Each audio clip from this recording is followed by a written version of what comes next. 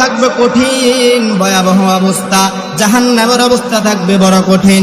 জাহান্নামের আগুনের মধ্যে অনেক তাপ বেড়ে যাবে।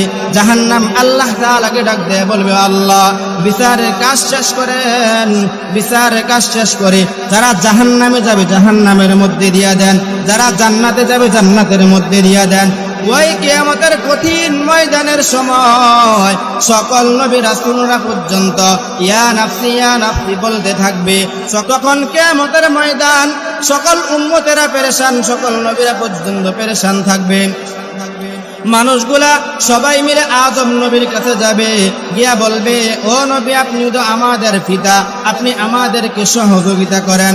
আজকে কিয়ামতের ময়দান বড় কঠিন, আজকে আপনি সহযোগিতা করা ছাড়া আর কোনো উপায় নাই। হযরত আদম নবী ডাক দিয়ে বলবেন, ও মানুষ শোনো, আজকে কিয়ামতের ময়দানে আমি আল্লাহ তাআলার সামনে কথা বলার জন্য কোনো অধিকার রাখি না, আমি নিজের টেনশনের মধ্যে আছি। মানুষগুলা ইব্রাহিম নবীর কাছে যাবে, ঈসা নবীর কাছে যাবে, মূসা নবীর কাছে যাবে। এক এক পয়গম্বরের কাছে যাওয়ার পর সকল পয়গম্বররা ওই মানুষদেরকে ফিরাইয়া দিবে, উম্মতদেরকে ফিরাইয়া দিবে, আর বলবে কিয়ামতের কঠিন ময়দানে আল্লাহ তাআলার কাছে সুপারিশ করার মতো আমার কোনো সাহস নাই। সকল মানুষ পেরেশান হয়ে যাবে। তখন বলবে আমরা কার কাছে যাব? তখন সকল নবী রাসূলরা এক বাক্যে আওয়াজ দেয়া বলবে, যাও যাও, শেষ নবী হযরত মুহাম্মদ আরবি সাল্লাল্লাহু আলাইহি ওয়াসাল্লামের কাছে যাও। ওই মুহাম্মদ আরবি সাল্লাল্লাহু আলাইহি ওয়াসাল্লাম আল্লাহ তাআলার কাছে সুপারিশ করবে। এই কথা বলার পর সকল নবীরা মুহাম্মাদের কাছে যাবে। কিয়ামতের মাঠে সবাই ইয়া নাফসি পর্যন্ত করতে থাকবে। তখন আল্লাহ তাআলা ডাক দেয়া বলবে, ও আমার ফেরেশতারা রে, কিয়ামতের ময়দানে তাকায়া দেখো, সারা কিয়ামতের ময়দান থেকে ইয়া নাফসি আওয়াজ আসতেছে, কিন্তু এক কোণা থেকে ইয়া উম্মতি বলে আওয়াজ আসে। যাইয়া দেখো কোন কন্যা থেকে ইয়া উম্মতি আওয়াজ আসবে। ফেরেশতারা খুঁজতে থাকবে, পাইবে না। হঠাৎ আল্লাহ তাআলার চোখ যাবে, যাইয়া দেখবে মুহাম্মদ সাল্লাল্লাহু আলাইহি ওয়াসাল্লাম সিজদার মধ্যে পড়ে ইয়া উম্মতি করে কাঁদতেছে। তখন আল্লাহ রাব্বুল আলামিন মুহাম্মদকে ডাক দেয়া বলবে, ও মুহাম্মদ, দুনিয়ার জিন্দেগিটা তোমার কান্না করতে করতে শেষ হয়ে গেছে, আজকে কিয়ামতের ময়দানে এসেও তুমি কান্না করতেছ। আজকে বলো কেন কান্না করো? আজকে যদি আমি আল্লাহ তাআলার কাছে চাও, আমি আল্লাহ তাআলা তুমি যা চাইবা আমি তোমাকে দান করব।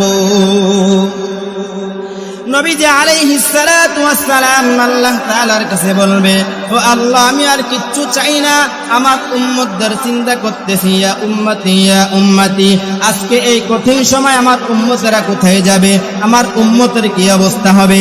আল্লাহ তাআলা ডাক দেয়া বলে, রে পয়গম্বর,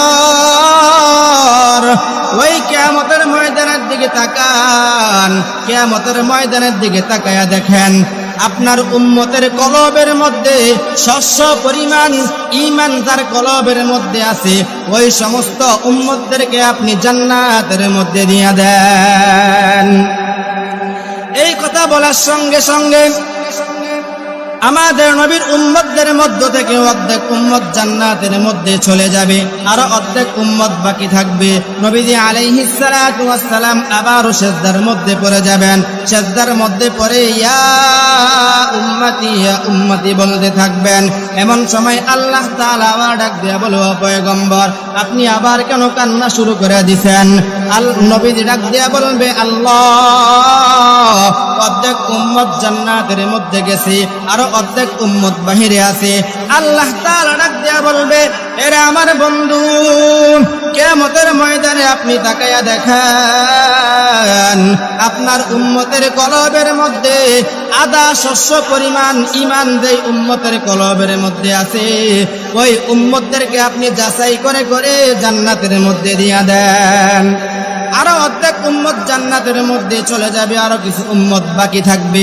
নবীজি আলাইহিস সালাতু ওয়াস সালাম আবার সিজদার মধ্যে পড়ে যাবেন, সিজদার মধ্যে পড়ে আবারও কান্না শুরু করে দিবেন, ইয়া উম্মতি ইয়া উম্মতি, আজকে আমার উম্মতের কি অবস্থা হবে।